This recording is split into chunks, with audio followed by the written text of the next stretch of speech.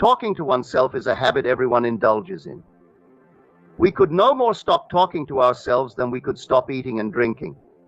All that we can do is control the nature and the direction of our inner conversations.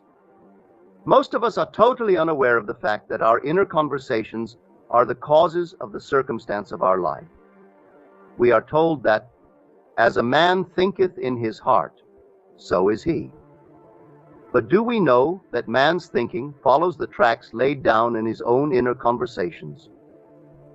To turn the tracks to which he is tied in the direction in which he wants to go, he must put off his former conversation, which is called in the Bible the old man, and be renewed in the spirit of his mind.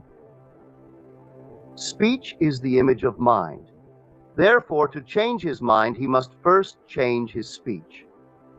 By speech is meant those mental conversations we carry on with ourselves. The world is a magic circle of infinite possible mental transformations, for there are an infinite number of possible mental conversations. When man discovers the creative power of inner talking, he will realize his function and his mission in life. Then he can act to a purpose. Without such knowledge, he acts unconsciously. Everything is a manifestation of the mental conversations which go on in us without our being aware of them. But as civilized beings, we must become aware of them and act with a purpose. A man's mental conversations attracts his life. As long as there is no change in his inner talking, the personal history of the man remains the same. To attempt to change the world before we change our inner talking is to struggle against the very nature of things. Man can go round and round in the same circle of disappointments and misfortunes, not seeing them as caused by his own negative inner talking, but as caused by others. This may seem far-fetched, but it is a matter which lends itself to research and experiment. The formula the chemist illustrates is not more certainly provable than the formula of this science by which words are clothed in objective reality. One day, a girl told me of her difficulties in working with her employer. She was convinced that he unjustly criticized and rejected her very best efforts. Upon hearing her story, I explained that if she thought him unfair, it was a sure sign that she herself was in need of a new conversation piece. There was no doubt but that she was mentally arguing with her employer, for others only echo that which we whisper to them in secret. She confessed that she argued mentally with him all day long. When she realized what she had been doing, she agreed to change her inner conversations with her employer. She imagined that he had congratulated her on her fine work, and that she, in turn, had thanked him for his praise and kindness.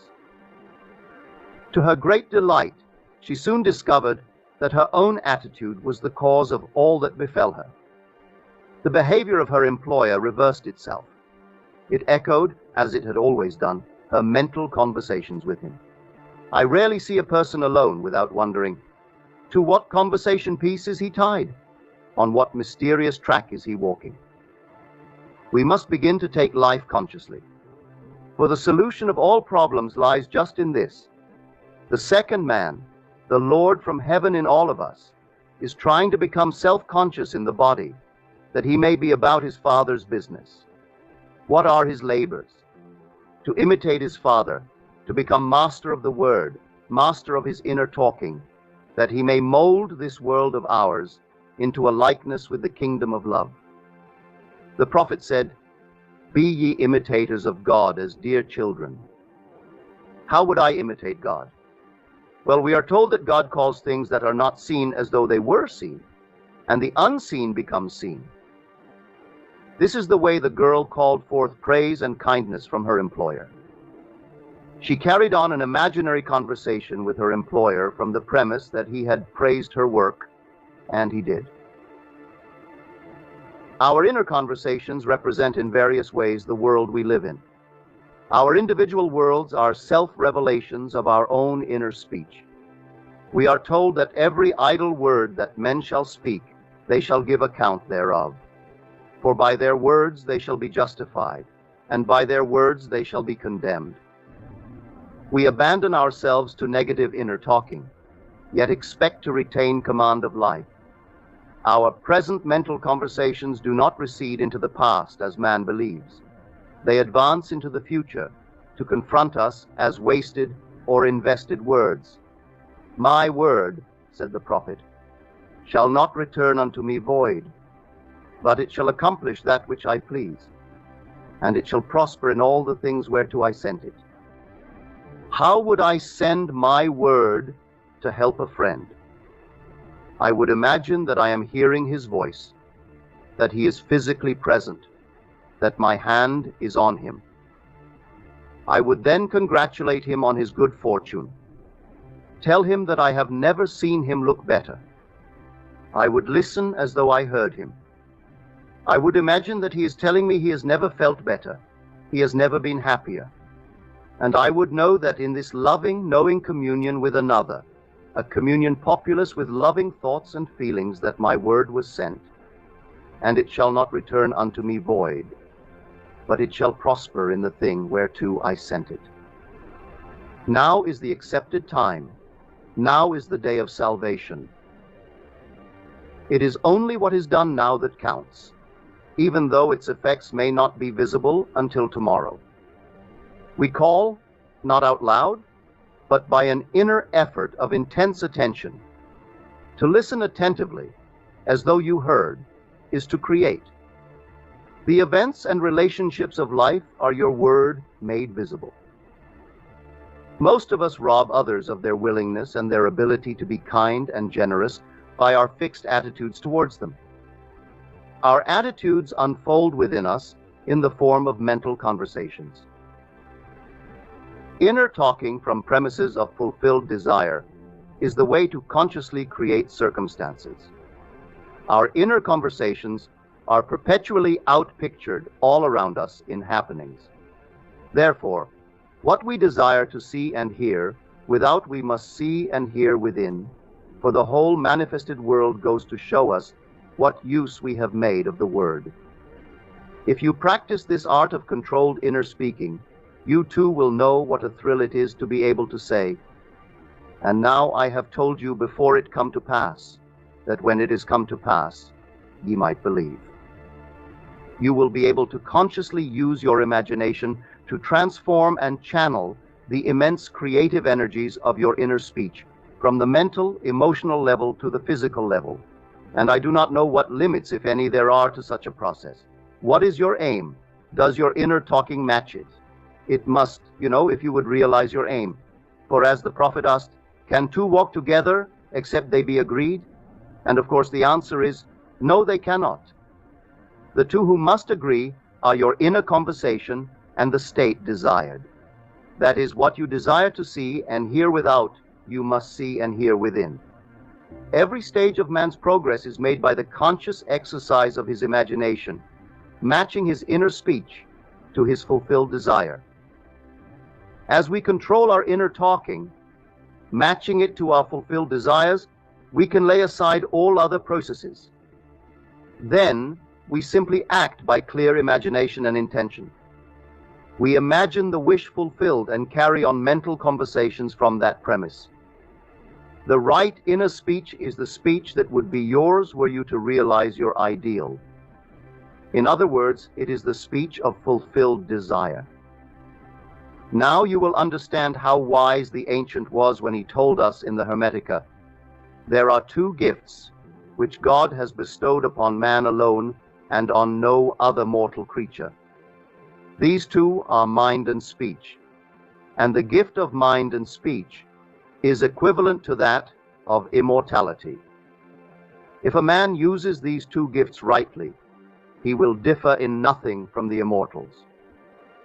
And when he quits his body, mind and speech will be his guides, and by them he will be brought into the troop of the gods and the souls that have attained to bliss. With the gift of mind and speech, you create the conditions and circumstances of life. In the beginning was the Word, and the Word was with God, and the Word was God. The Word The Word, said Hermes, is Son, and mind is Father of the Word. They are not separate one from the other, for life is the union of word and mind. You and your inner talking or word are one. If your mind is one with your inner conversations, then to be transformed in mind is to be transformed in conversation. It was a flash of the deepest insight that taught Paul to write, "Put off the former conversation, the old man which is corrupt, and be renewed in the spirit of your mind. Put on the new man."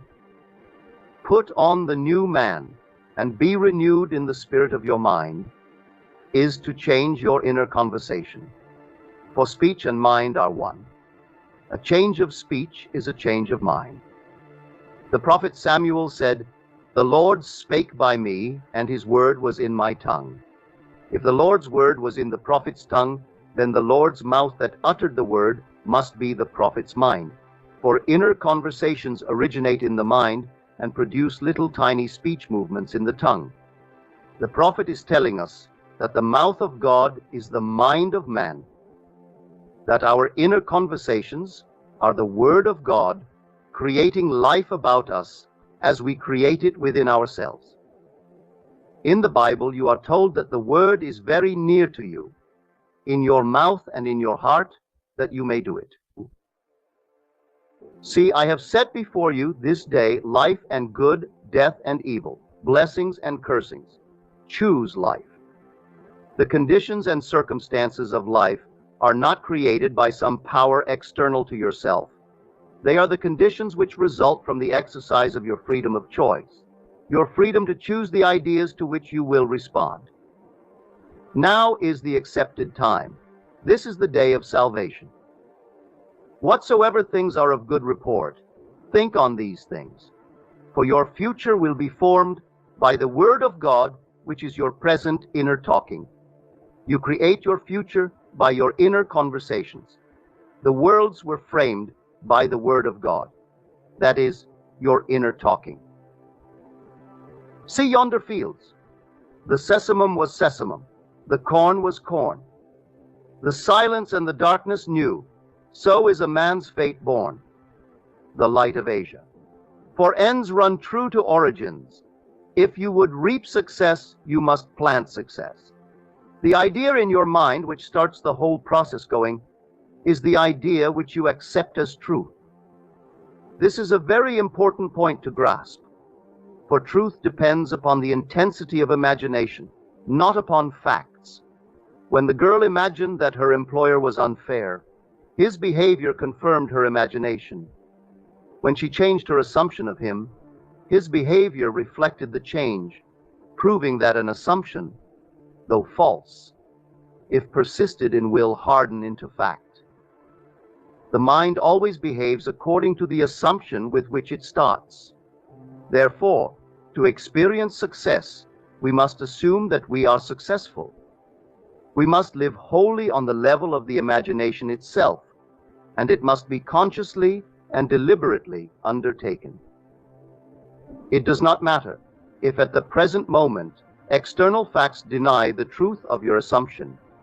If you persist in your assumption, it will become a fact.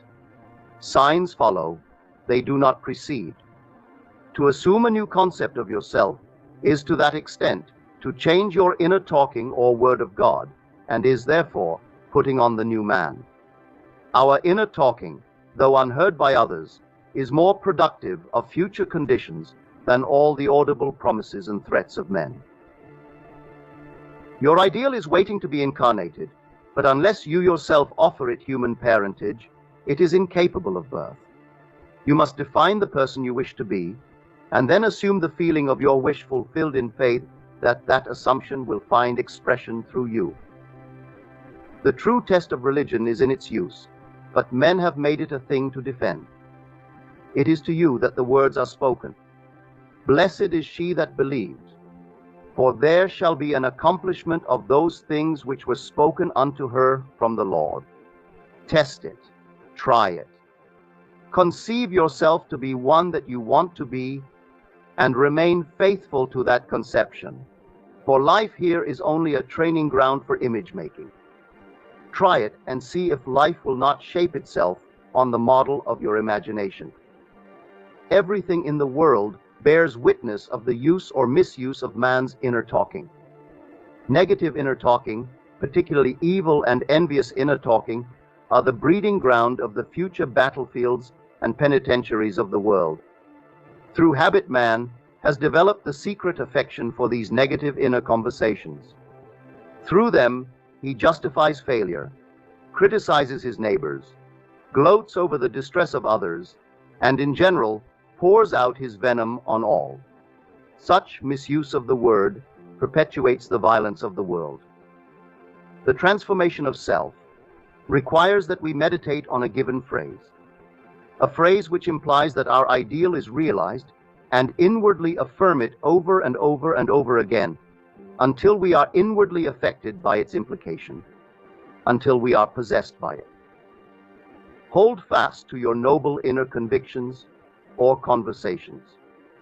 Nothing can take them from you but yourself. Nothing can stop them from becoming objective facts. All things are generated out of your imagination by the Word of God, which is your own inner conversation. And every imagination reaps its own words, which it has inwardly spoken. The great secret of success is a controlled inner conversation from premises of fulfilled desire. The only price you pay for success is the giving up of your former conversation, which belongs to the old man, the unsuccessful man. The time is ripe for many of us to take conscious charge in creating heaven on earth. To consciously and voluntarily use our imagination, to inwardly hear and only say that which is in harmony with our ideal, is actively bringing heaven to earth. Every time we exercise our imagination lovingly on behalf of another, we are literally mediating God to that one. Always use your imagination masterfully as a participant, not an onlooker. In using your imagination to transform energy from the mental, emotional level to physical level, extend your senses, look and imagine that you are seeing what you want to see, that you are hearing what you want to hear, and touching what you want to touch. Become intensely aware of doing so. Give your imaginary state all the tones and feeling of reality. Keep on doing so until you arouse within yourself the mood of accomplishment and the feeling of relief. This is the active, voluntary use of the imagination as distinguished from the passive, involuntary acceptance of appearances. It is by this active, voluntary use of the imagination that the second man, the Lord from heaven, is awakened in man. Men call imagination a plaything, the dream faculty. But actually, it is the very gateway of reality. Imagination is the way to the state desired. It is the truth of the state desired, and the life of that state desired. Could you realize this fully? Then would you know that what you do in your imagination is the only important thing. Within the circle of our imagination, the whole drama of life is being enacted over and over again. Through the bold and active use of the imagination, we can stretch out our hand and touch a friend 10,000 miles away and bring health and wealth to the parched lips of his being. It is the way to everything in the world. How else could we function beyond our fleshly limitations? But imagination demands of us a fuller living of our dreams in the present. Through the portals of the present, the whole of time must pass. Imagine elsewhere as here, and then as now. Try it and see. You can always tell if you have succeeded in making the future dream a present fact by observing your inner talking. If you are inwardly saying what you would audibly say were you physically present and physically moving about in that place, then you have succeeded.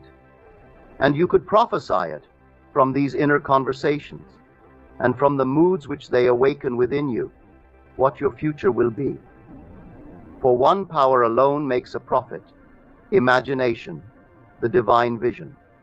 All that we meet is our word made visible, and what we do not now comprehend is related by affinity to the unrecognized forces of our own inner conversations and the moods which they arouse within us. If we do not like what is happening to us, it is a sure sign that we are in need of a change of mental diet. For man, we are told, lives not by bread alone, but by every word that proceeds from the mouth of God. And having discovered the mouth of God to be the mind of man, a mind which lives on words or inner talking, we should feed into our minds only loving, noble thoughts. For with words or inner talking, we build our world. Let love's lordly hand raise your hunger and thirst to all that is noble and of good report. And let your mind starve ere you raise your hand to a cup love did not fill, or a bowl love did not bless. That you may never again have to say, "What have I said? What have I done, O all-powerful human word?"